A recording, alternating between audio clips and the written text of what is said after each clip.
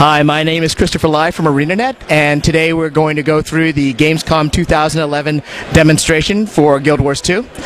We'll be touching on character appearance customization, demonstrating the Asura, the Char starting experience, and a big undead dragon boss encounter. Hope you are looking forward to it as much as I am. War Tower, I know I got the question, what is it I'm most looking forward to in Guild Wars 2? I've already found it. I love playing an Asura Thief. I love the size, I love the animations on the Asura, and I love how great they are as Thief. So, thank you for coming.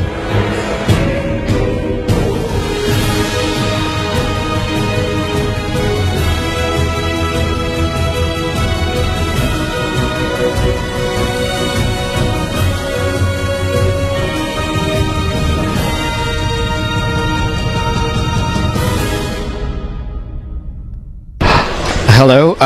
Okay, my name is Christopher Lai from ArenaNet, and I'm here to talk to you about our Guild Wars 2 demo here at Gamescom 2011. First of all, for those of you who are familiar with the original Guild Wars, you'll remember we launched it several years ago, and it quickly became one of the most successful online RPGs of all time. Today we are at the verge of selling almost 7 million copies of the game, and what's important to note is that the original Guild Wars, while wildly successful, was not what most people would perceive as a true MMO. It was a highly instanced online RPG, and we acquired a huge number of players, but there was always a large debate as to whether it was an MMO or not because of the instancing technology. So when we took a step back to design Guild Wars 2, we decided we wanted to deliver a full fantasy online world and really question everything that people came to think of what makes an MMO. So one of the first things that we need to continue to reinforce is that Guild Wars 2 is a fully persistent MMO. We have huge persistent areas combined with instance areas to provide a very wide range of gameplay.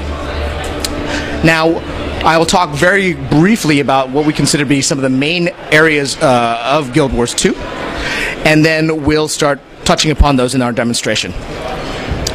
The top areas for Guild Wars 2 are, first of all, our dynamic event system. One of the ways that we allow you to experience our world is we don't, for example, throw walls of text at you describing what is happening. As you adventure and explore the world, you will actually experience things like dragons landing, which we'll see, centaur invasions, pirates attacking villages, and you will actually immediately be apparent what it is you're supposed to do.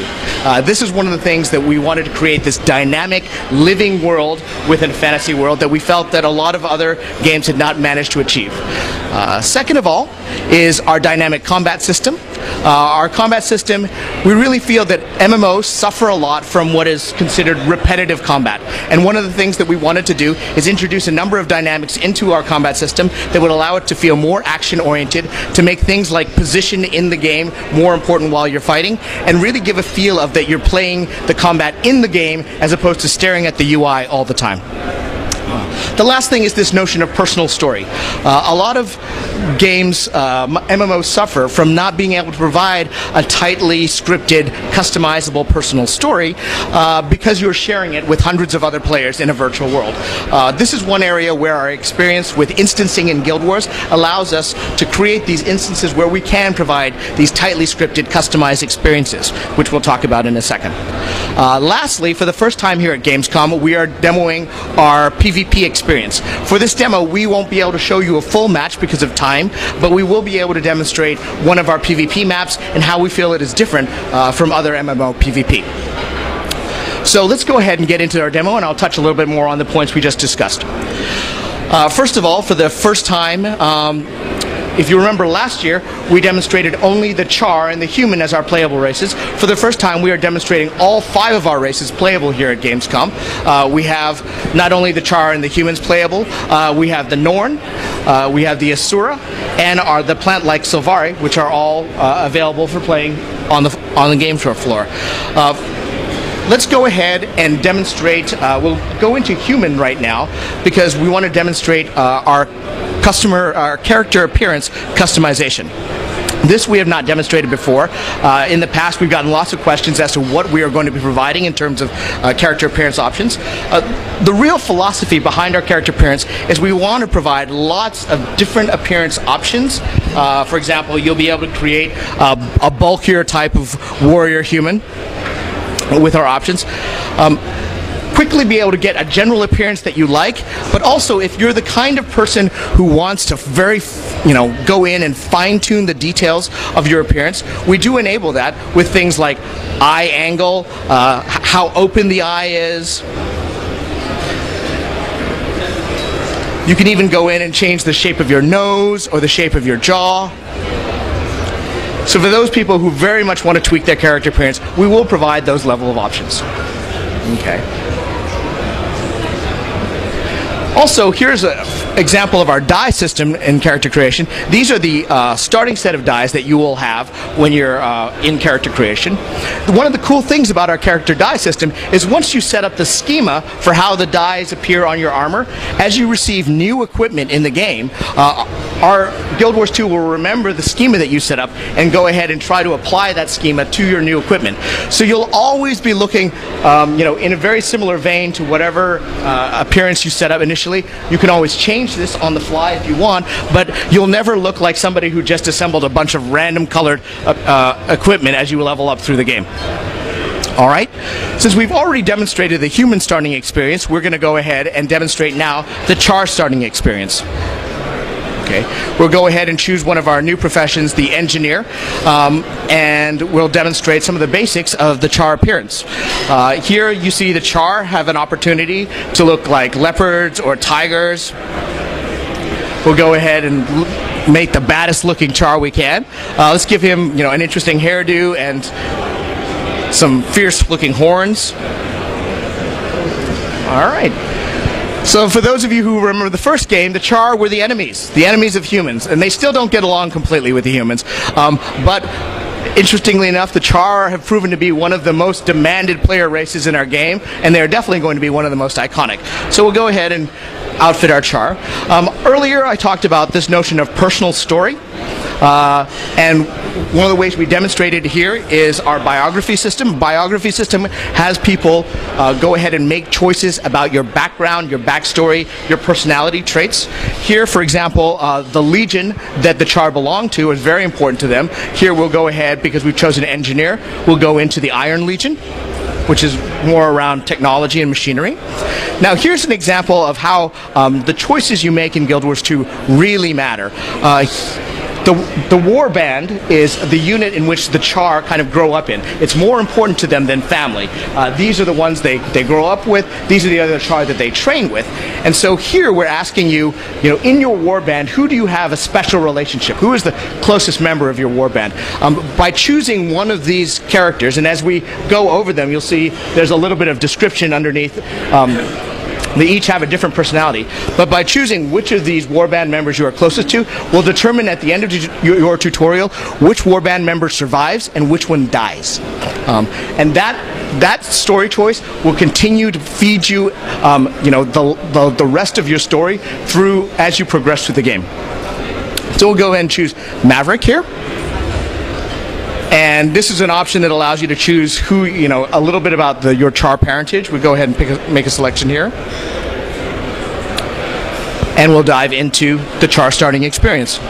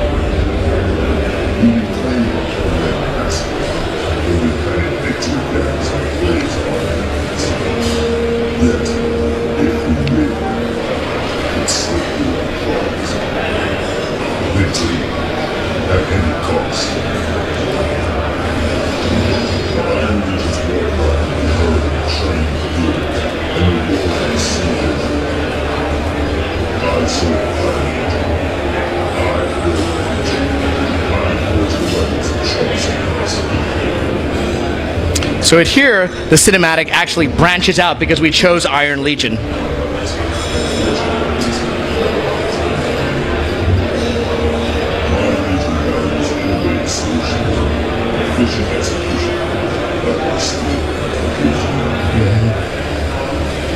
Centuries ago, humans stole us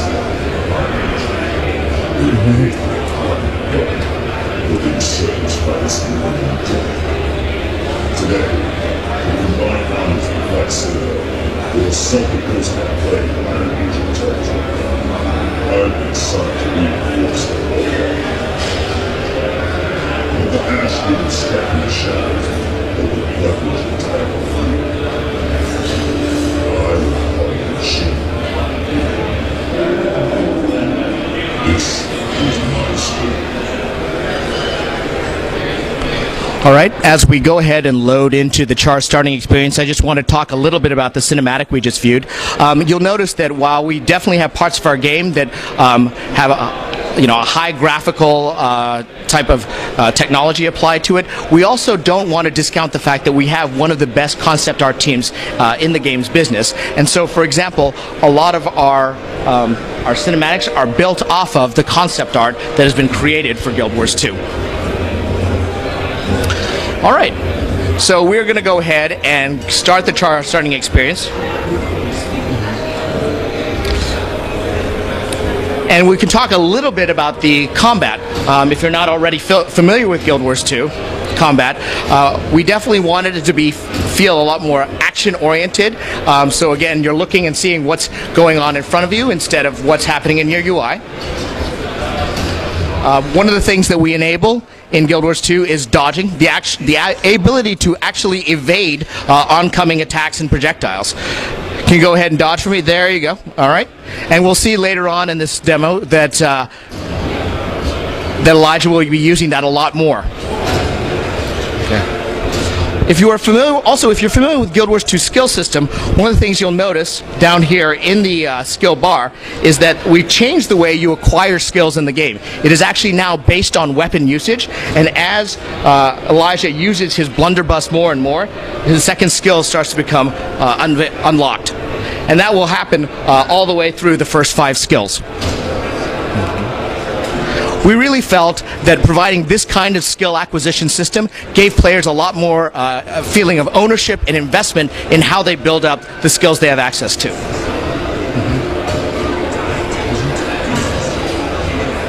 So he's just gone ahead and realized and unlocked his second skill, the net shot. One of the cool things about the engineer profession is that they have all sorts of gadgets and abilities that were maybe not considered typical of a fantasy game. We did feel that adding a profession like the engineer kind of freshened up the way combat works in an MMO.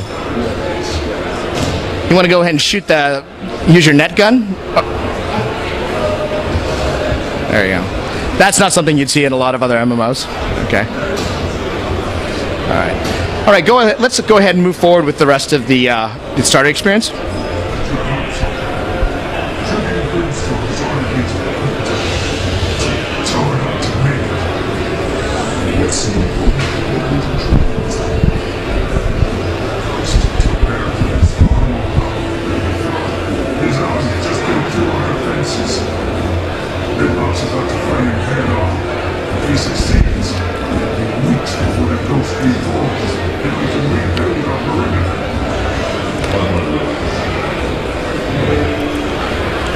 So if you remember the original Guild Wars, you may recall that Baradin is actually one of the big initial quest givers in the first Guild Wars game. In Guild Wars 2, he is now a ghost cursed to haunt and torment the Char through his undead life. We've just been instructed to assist one of our primary Char heroes, Ritlock Brimstone, in taking the Duke down in his crypt. So we're going to go ahead and head over to the crypt. And we're about to go into what will be our first dynamic event. So one of the key things about dynamic events is we felt that dynamic events are best experienced as opposed to read about. the way you will encounter most dynamic events is you will just wander into areas where events are occurring, and then you will be notified in the upper right screen here that there's an event going on that you can participate in.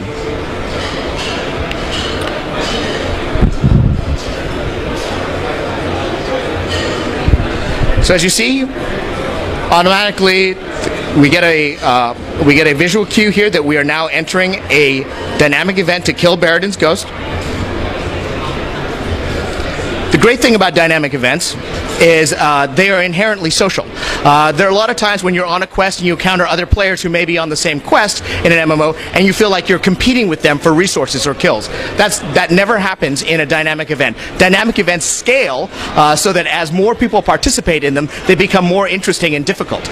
We never want you to resent other players coming in and participating in your dynamic event. That is so counterintuitive to how it would actually work if you were in a fantasy world, and we think dynamic events do a great job of kind of adding that social glue into what it should be an inherently social experience.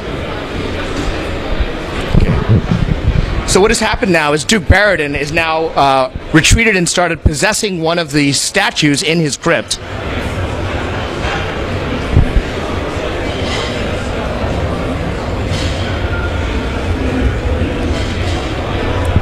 And this has now become an elite event. You'll see on the right that there is a progress bar on how far we are with the Duke Baradin fight. What I want to point out here is that at this point you are not even level 2. You are still a first level character, and we are trying to go ahead and have you confronting interesting opponents, interesting bosses. You're not going out and killing rats, and having interesting fight dynamics. If you go ahead and look, the red circles on the floor that are dropping down there, that indicate where Baradin is having rock from the ceilings fall on the ground.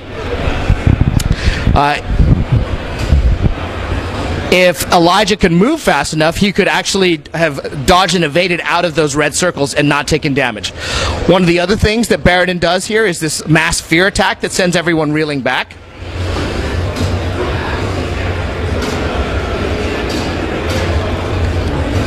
And then lastly, I think he has a significant knockback. Okay. As you can see, there are other players in the event with us, and as I mentioned, as they enter the event, they cause the event to scale up in difficulty. You'll see that Elijah there used his dodge to try and get out of the way of some of the damage that was falling from the ceiling.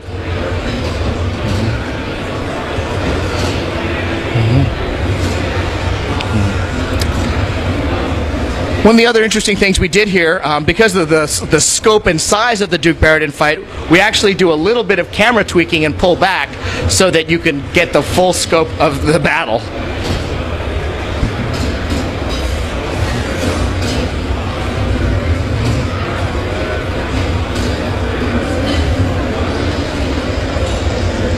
Alright.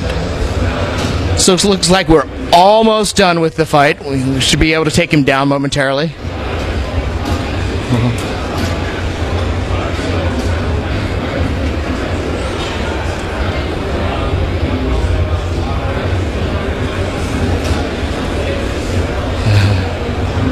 How are we doing there, Elijah? Is he a little harder than usual? Okay.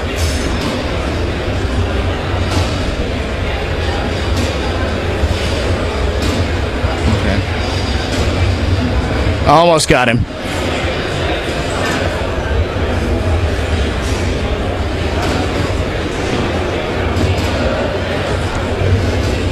All right.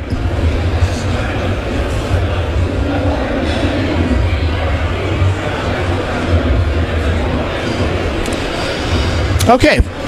So we'll go ahead for time reasons and move into the higher level content that we've got to demonstrate today.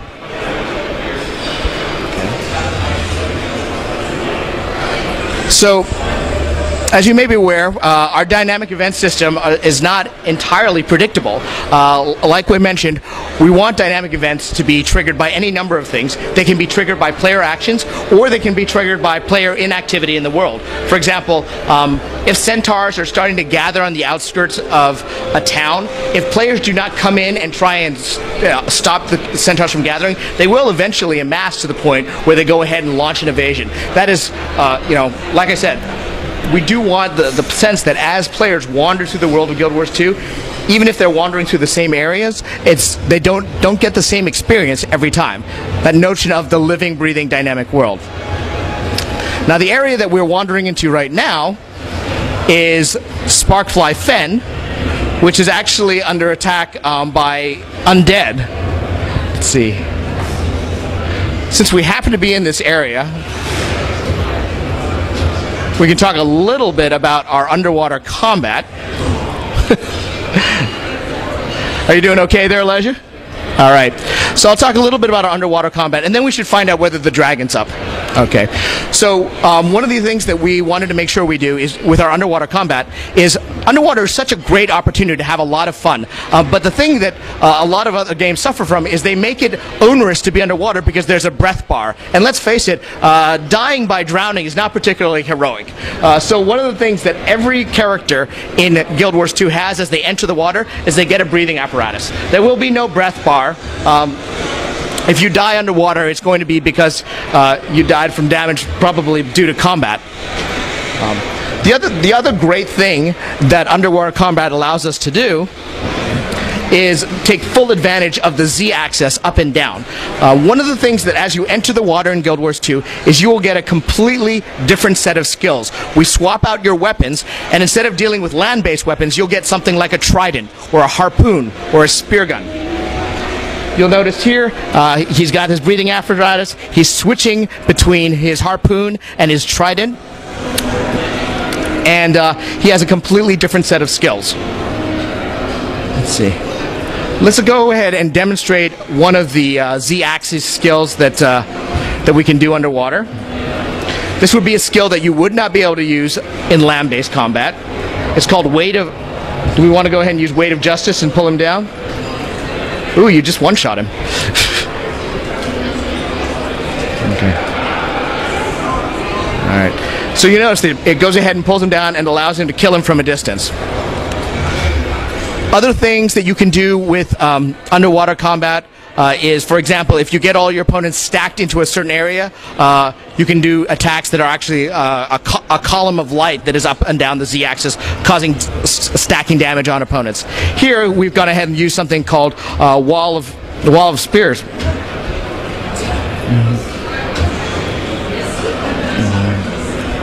So suffice it to say, we're not going to show a lot of underwater combat, but there's a huge amount of Guild Wars 2 that actually is underwater that you'll want to spend playing and exploring this world without, again, having to worry about dying by drowning. Okay. So, as I mentioned, we live in Guild Wars 2 in a dynamic world, and so we don't always know when specific events are occurring or not. We're going to go and have Elijah here check and find out whether one of the dragon encounters, how soon it is to spawning. Let's see. Any word? Okay. So let's go ahead and talk a little bit about... Let's see. Do we want to go ahead and check out the Ash Horizon? Is that where we are now? Yep. Okay.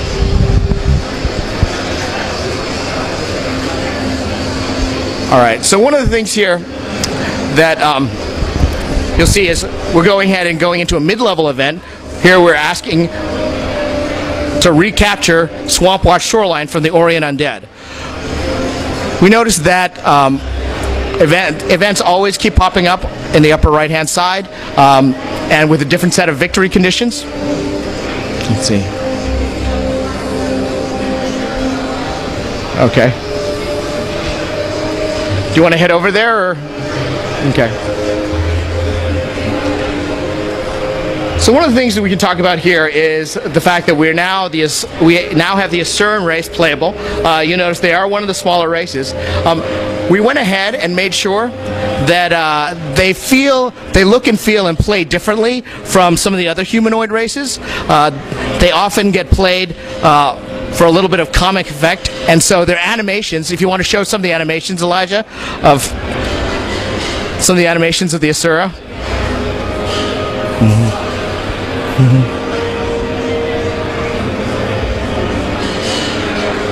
Yeah. they're just a little bit more playful and will play and feel differently from some of the other races in Guild Wars 2. Okay.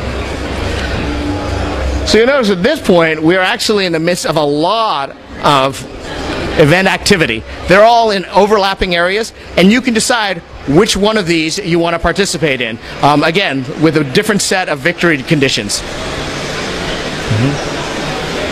Okay.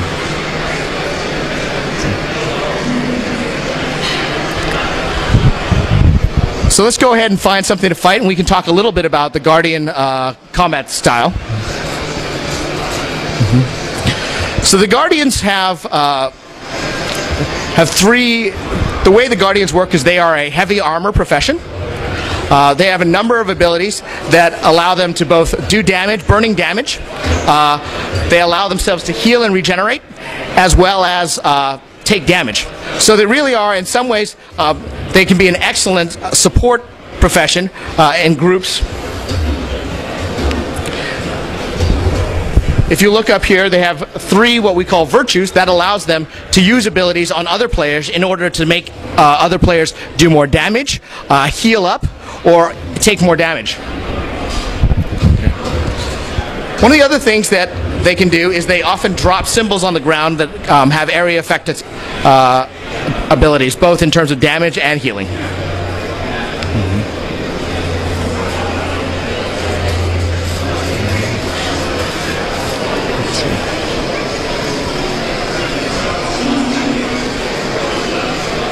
All right, we've just been notified that there's a new event, Clear the Undead out of Fort Cadence. We can go ahead and try and take advantage of that one.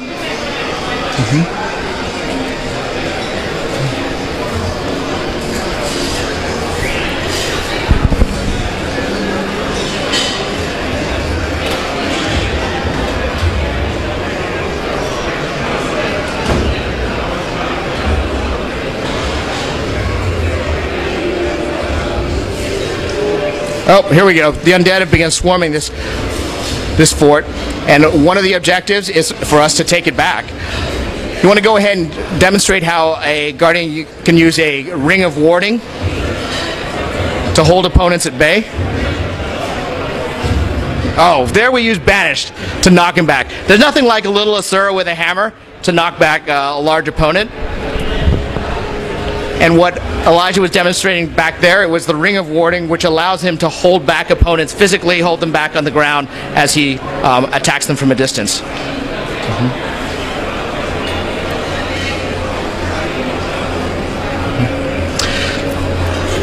So while we go ahead and look for other dynamic events to participate in, I just wanted to talk about the fact that with Guild Wars 2, one of the things we're trying to really deliver is this overall large scope world which gives players lots of different choices. We've demonstrated different choices in terms of the races you can play, the profession styles that we enable.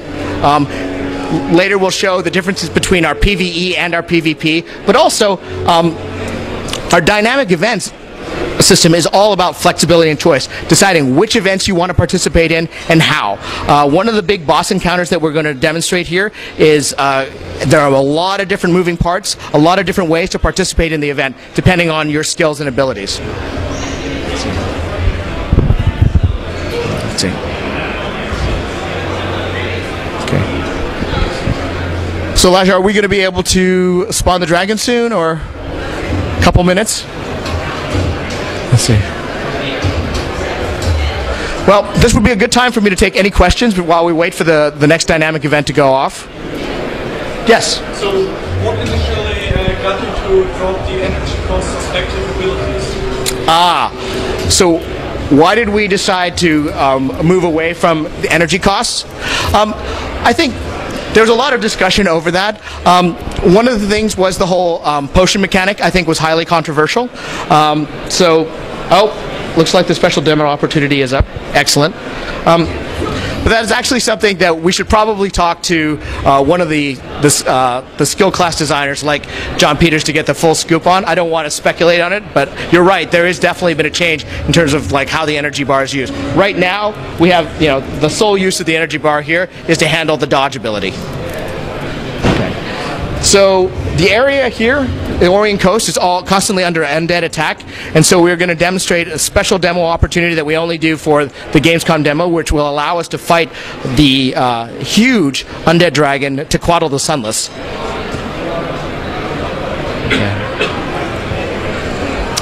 Unfortunately, we're in full swing here with the rest of the players, so we actually have a decent chance of taking him down.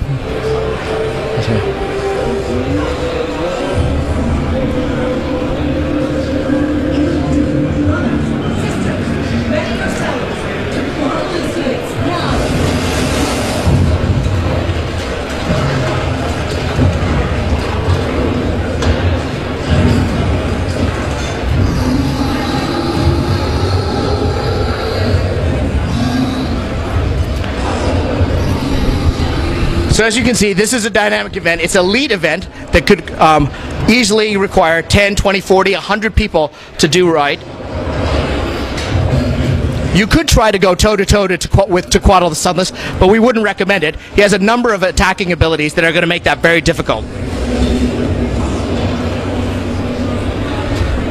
One of the things you're demonstrating here is that he can fear everything around him.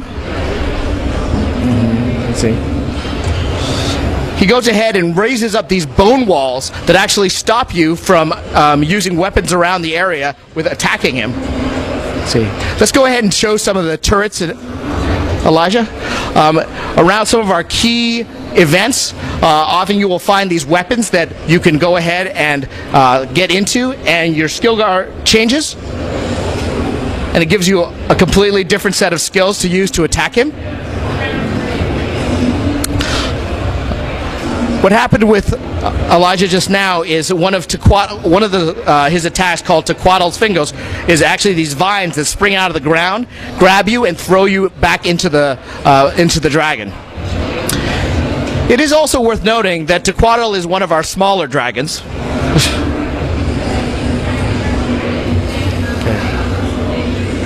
So definitely one of the most effective ways to attack this dragon would be to get into one of these turrets and strike him from a distance. Especially when he goes up into the air. One of the things that Elijah is showing right now is our ability to revive other players. That's one of the things that we haven't touched upon yet, but we have no dedicated healing profession in Guild Wars 2. Everybody has the ability to self-heal to some degree, as well as revive other players on the battleground. And we find that this actually provides a great social experience and allows you to keep the pace of the fight going well.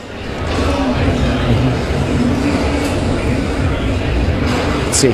Do we have the Mega Laser up? Let's see. Yep, I think we just fired the Mega Laser, sorry. So over here is a Azuran device called the Azuran Mega Laser. In this particular fight, when it goes off, it actually puts Tequatl into a vulnerable state. As a result, it is one of the first things that the undead go after, so one of the parts of the fight is making sure that the Mega Laser stays defended.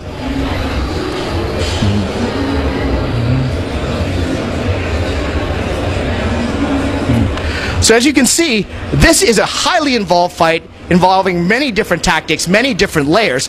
In other games, you would expect this kind of involved fight to be stuck, hidden away in an instance dungeon somewhere. It was very important for us to take interesting fights like these and bring them out into the surface of the world so many more players could enjoy them.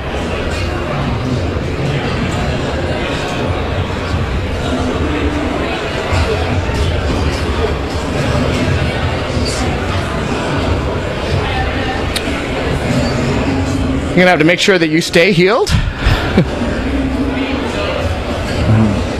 Alright. Let's see. We should probably go ahead and revive some of those engineers and players. So the important thing, one of the other important things in this fight is to make sure that these engineers who maintain the turrets, weapons, and Mega Laser continue to stay up so that they can provide you weapons to take Tequatl down.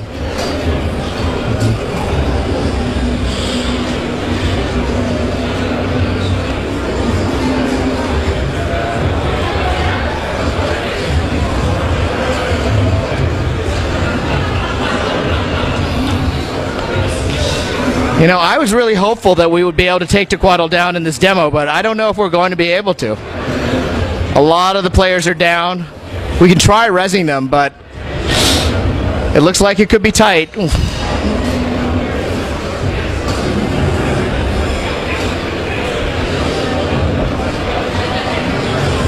Yeah.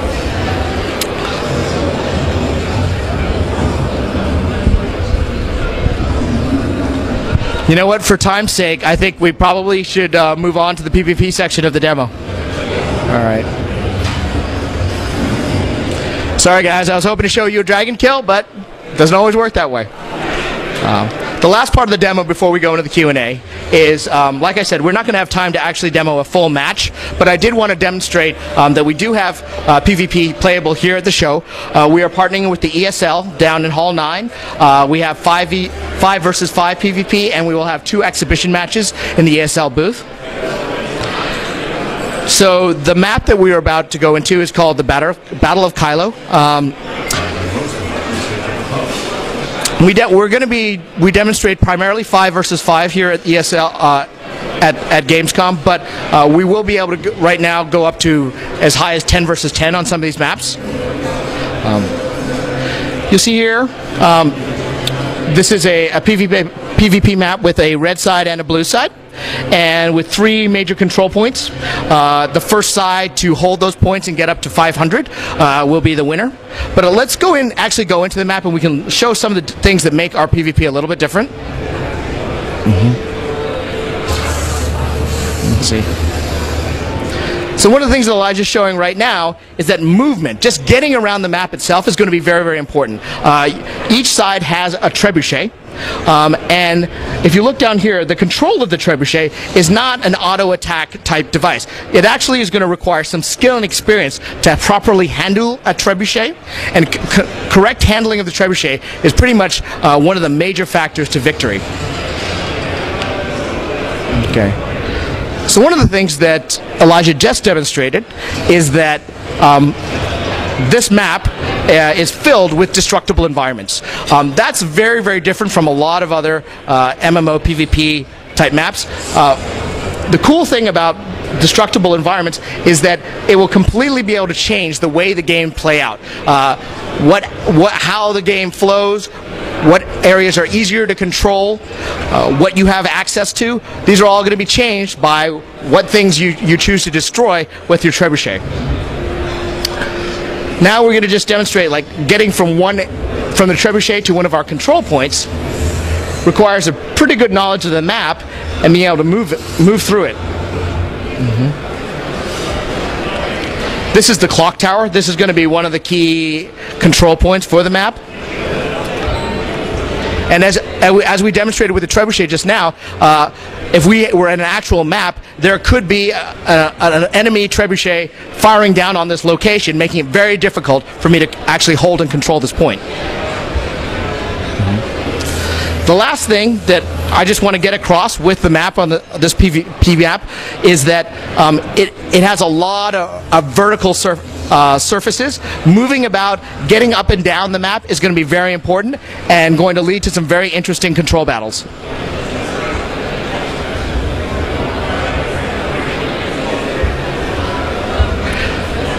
I think that's it, everything that we have. If you have time, I would encourage you to stop by the ESL booth to actually witness some PvP matches. I think they'll be definitely worth your while. We have a little bit of time right now for some Q&A. Check your video.